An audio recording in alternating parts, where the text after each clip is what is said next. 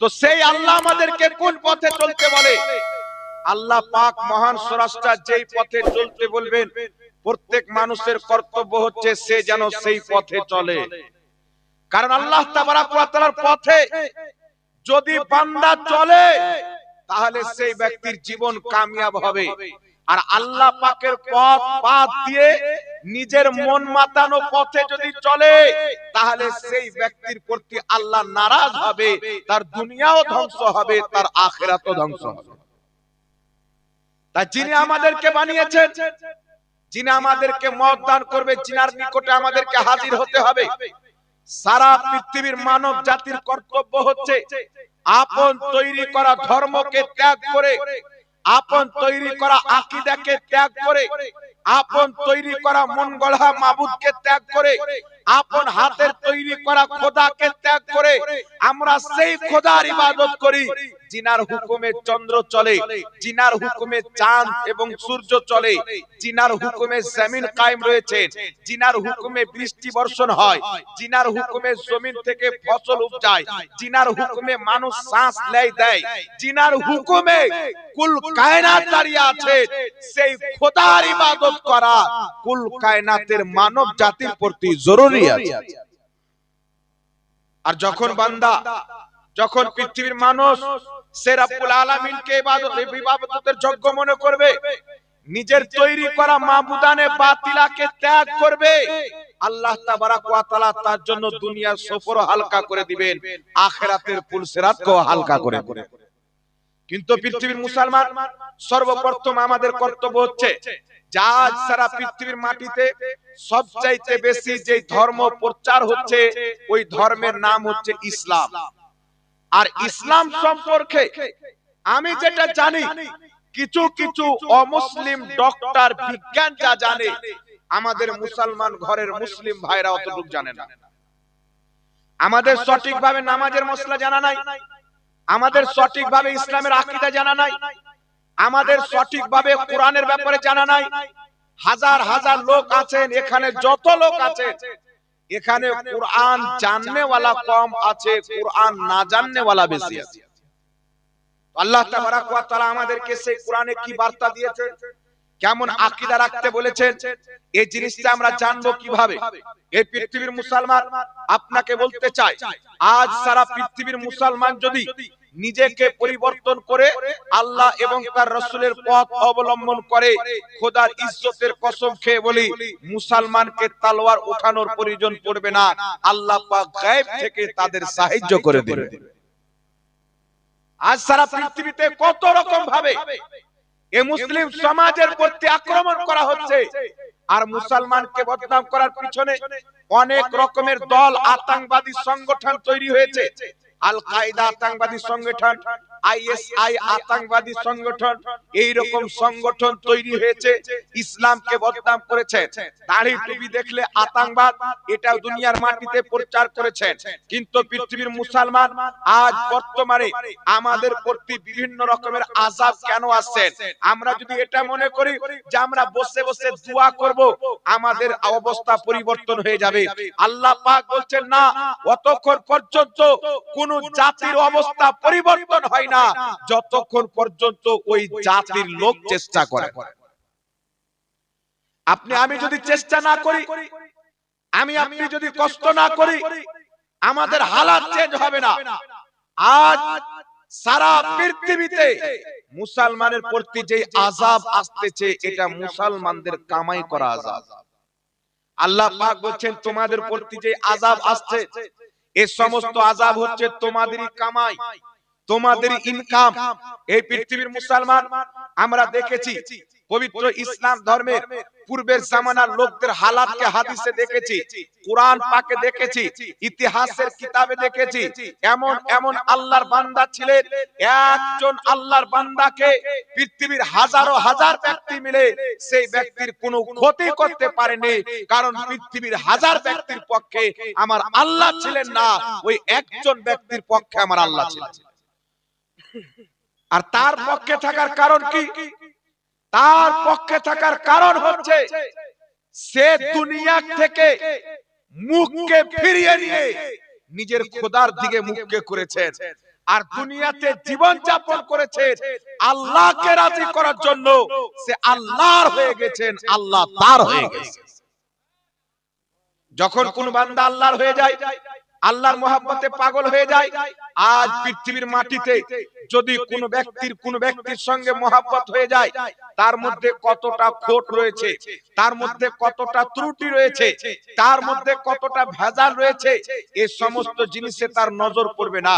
মহব্বত যদি সচ্চা হয়ে যায়, যদি সেই ব্যক্তি ন্যাংরা থাকে, তার পায়ের দিকে নজর যাবে না, মহব্বত আইবকে ছুপিয়ে দেয়। কিন্তু পৃথিবীর মুসলমান আজ দুনিয়ার মহব্বতে এক অপরের জন্য জীবন দিয়ে দেয়, কেউ বিষ পান করে নেয়, কেউ ফাঁসি দিয়ে দেয়। কিন্তু আমি আপনাকে বলতে চাই, আল্লাহ পাকের মহব্বত এখন পর্যন্ত আমাদের অন্তরে মজবুত হয়েছে কি হয়নি? খোদার প্রেম আমাদের অন্তরে মজবুত হয়েছে কি হয়নি? আপনি এটা যদি বুঝতে চান, তো কি করে বুঝবেন যেই ব্যক্তির মধ্যে খোদা তাআলার প্রেম বিরাজ করবে, সেই ব্যক্তি 5 ওয়াক্তের নামাজ পড়বে। আল্লাহর সাথে যদি সচ্চা মহব্বত হয়ে যায়, তো আপনার অন্তর ছটফট ছটফট করবে যে আমি আল্লাহর সঙ্গে কথা বলবো, আমি আল্লাহর নিকটবর্তী হব। মহব্বতের মানুষের সঙ্গে দেখা করতে ভালো লাগে, মহব্বতের মানুষের সঙ্গে কথা বলতে ভালো লাগে, মহব্বতের মানুষের সঙ্গে উঠা বসা করতে ভালো লাগে, তার নিকটবর্তী হতে ভালো লাগে। আর পৃথিবীর মাটিতে যত ইবাদত রয়েছে, সর্বশ্রেষ্ঠ ইবাদত হচ্ছে নামাজ। যেই ব্যক্তি নামাজ কায়েম করে, সেই ব্যক্তি আল্লাহ পাকের সর্বশ্রেষ্ঠ নিকটবর্তী হয়ে যায়। এই জন্য পৃথিবীর মুসলমান আমাদেরকে আমাদের হালাত চেঞ্জ করতে হবে, আমাদের ফ্যামিলি চেঞ্জ করতে হবে। ইসলামের মধ্যে যদি স্বামী স্ত্রী থাকে, স্বামী যদি নামাজ পড়ে, স্ত্রী যদি নামাজ না পড়ে, সেই স্বামী যদি মুত্তাকি পরহেজগার হয়, ঈমানদার হয়, 5 ওয়াক্তের নামাজ পড়ে, তার স্ত্রীকে যদি নামাজ পড়তে বলে পড়ে না, নামাজ পড়তে বলে পড়ে না, তারপর সেই ব্যক্তি যদি বলে আমি নামাজ পড়ছি, তুমি নামাজ পড়ো না, যদি তুমি নামাজ না পড়ো আমি তোমাকে তালাক দিয়ে দিব, তবুও তার স্ত্রী যদি নামাজ না পড়ে, সেই ব্যক্তি যদি তাকে তালাক দিয়ে দেয়, তো শরীয়তে তার কোনো গুনাহ হবে না, বরং সওয়াব পাবে। জি, কানুনে শরিয়াতে লেখা আছে, নামাজ না পড়ার কারণে স্ত্রীকে তালাক দেওয়া হচ্ছে মুস্তাহাব। তবে পৃথিবীর মুসলমান আগে দেখতে হবে আপনি নিজে পড়ছেন কি পড়েন না।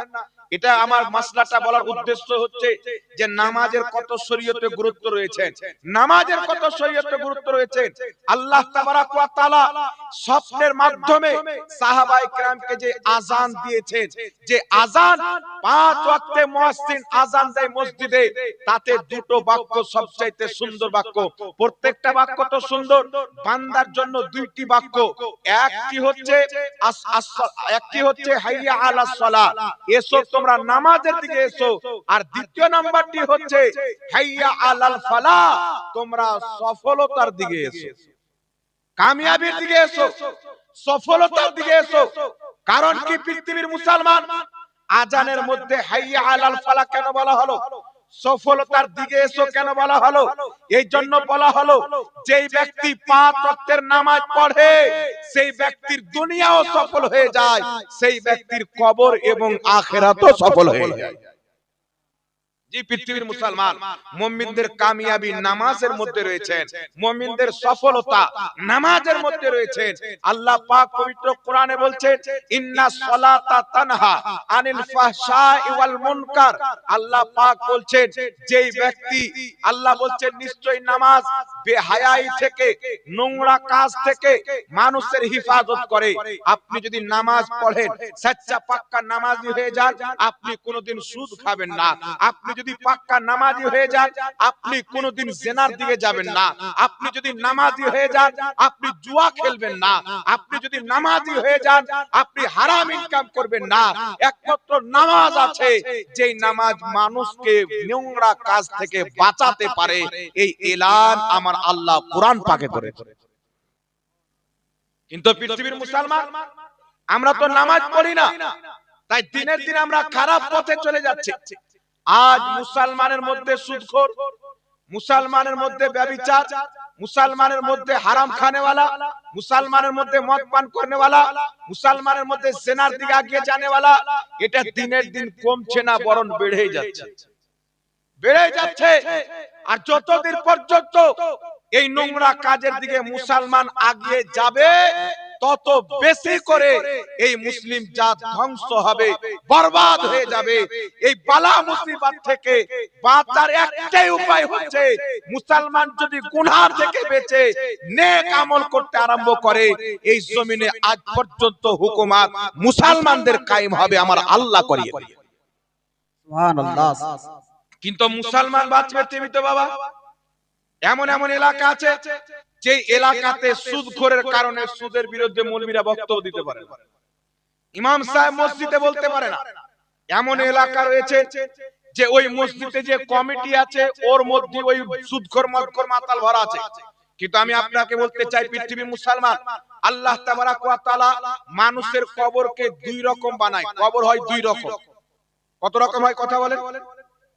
নবী পাক সাল্লাল্লাহু আলাইহি ওয়াসাল্লাম তিরমিজি শরীফের হাদিসের মধ্যে বলেছে, যখন কোন নেক বান্দাকে, যখন কোন কামিলে মুমিনকে দাফন করা হয়, আল্লাহ তাবারাক ওয়া তাআলা সঙ্গে সঙ্গে তার কবরকে জান্নাতের বাগান অর্থাৎ রওজা বানিয়ে দেয়। সুবহানাল্লাহ, সুবহানাল্লাহ।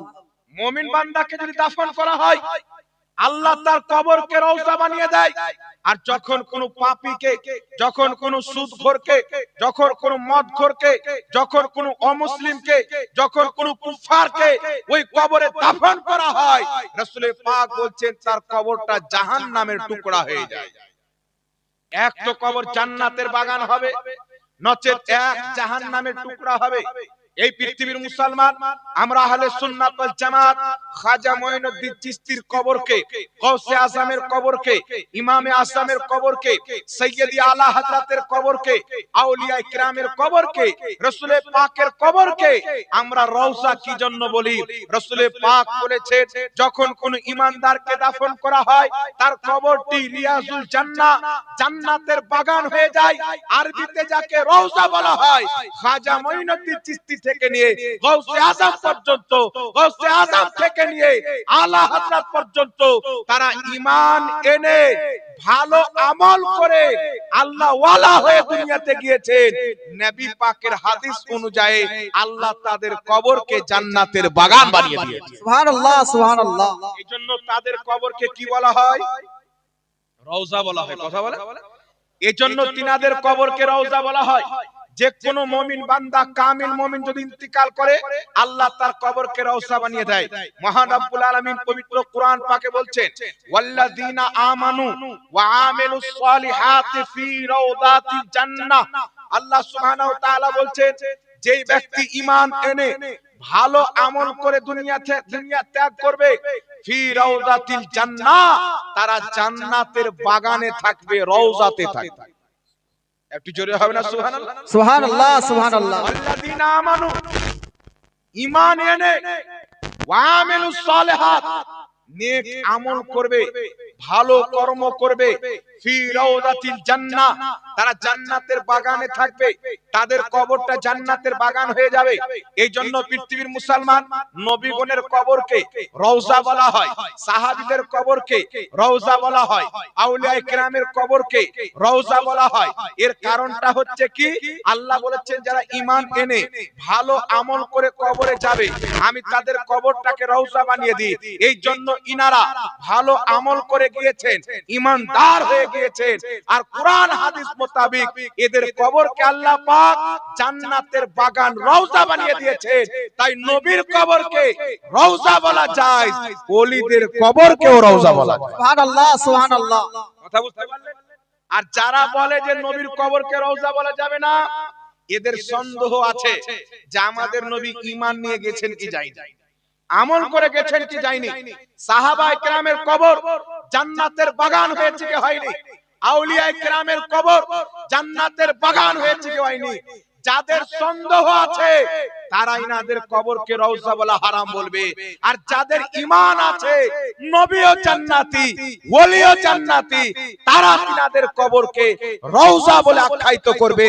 কারণ আল্লাহ পাক ঈমানদারদের কবরকে রওজা কোরআন পাকে বলেছে। কথা আমার বুঝতে পারলেন কি বলেন না বাবা? এই জন্য পৃথিবীর মুসলমান সম্মান, আল্লাহ মানুষের মান সম্মান, মানুষের ইজ্জত কিভাবে বাড়ায়? পয়সাওয়ালা ব্যক্তি হলে ইজ্জতের মালিক হয় না, ধনী ব্যক্তি হলে ইজ্জতের মালিক হয় না, জমিদার ব্যক্তি হলে ইজ্জতের মালিক হয় না। আল্লাহ পাক বলছেন আমার নিকটে কোন ব্যক্তি ইজ্জতওয়ালা? আল্লাহ সুবহানাহু ওয়া তাআলা বলছেন ইন্না আকরামাকুম ইনদাল্লাহি আতকাকুম, আমার নিকটে সম্মানিত ওই ব্যক্তি যেই ব্যক্তি তাকওয়াওয়ালা, যেই ব্যক্তি পরহেজগার, যেই ব্যক্তি মুত্তাকি, যারা গুনাহ থেকে বাঁচে, নেক আমল করে, যে যত বেশি তাকওয়া অর্জন করবে আল্লাহর নিকটে তার সম্মান তত বেশি হয়ে যায়। সুবহানাল্লাহ সুবহানাল্লাহ। তো কোন ব্যক্তি যদি সম্মানিত হতে চায়, কোন ব্যক্তি যদি ইজ্জতওয়ালা হতে চায়, সেই ব্যক্তিকে তাকওয়া অর্জন করতে হবে। আজ পৃথিবীর মুসলমান দুনিয়াতে আমরা দেখতে পাচ্ছি সাধারণ মানুষ, সে মাস্টার হোক, ডক্টর হোক, ইঞ্জিনিয়ার হোক আর বিজ্ঞান হোক, যদি সেই ব্যক্তির সামনে একজন আলিম চলে যায় সে পর্যন্ত সেই আলিমের সম্মান করে। যদি তার সামনে একটা কোরআন পাকের হাফিজ চলে যায় সেই ব্যক্তির সম্মান ওই বিজ্ঞান পর্যন্ত করে। এর কারণ হচ্ছে কি, সে বিজ্ঞান হতে পারে কিন্তু একজন আলিমের মধ্যে তাকওয়া রয়েছে, তার মধ্যে পরহেজগারি রয়েছে, আর আল্লাহর নিকটে ওই ব্যক্তি সম্মানিত যেই ব্যক্তি মুত্তাকি এবং পরহেজগার। সুবহানাল্লাহ সুবহানাল্লাহ। আল্লাহ তাবারাক ওয়া তাআলা এখানে কোরআনুল কারীমে সর্বপ্রথম বলেছেন ওয়াল্লাযিনা আমানু ওয়া আমিলুস সলিহাত, যারা ঈমান এনে ভালো আমল করবে।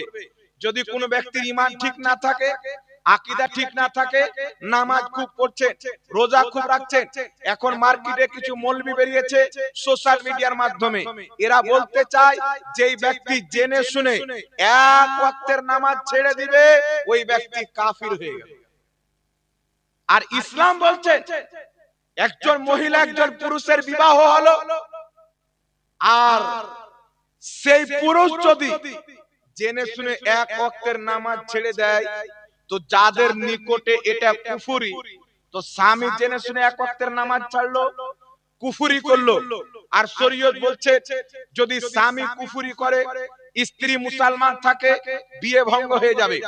স্ত্রী যদি কুফরি করে, স্বামী যদি আপনার মুসলমান থাকে তবুও বিয়ে ভঙ্গ হয়ে যাবে, কারণ অমুসলিমের সাথে মুসলমানের বিয়ে হয় না।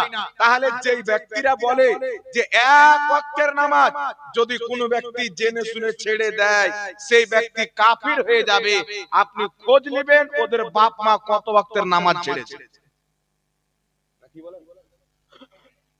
কত ওয়াক্তের নামাজ ছেড়েছে।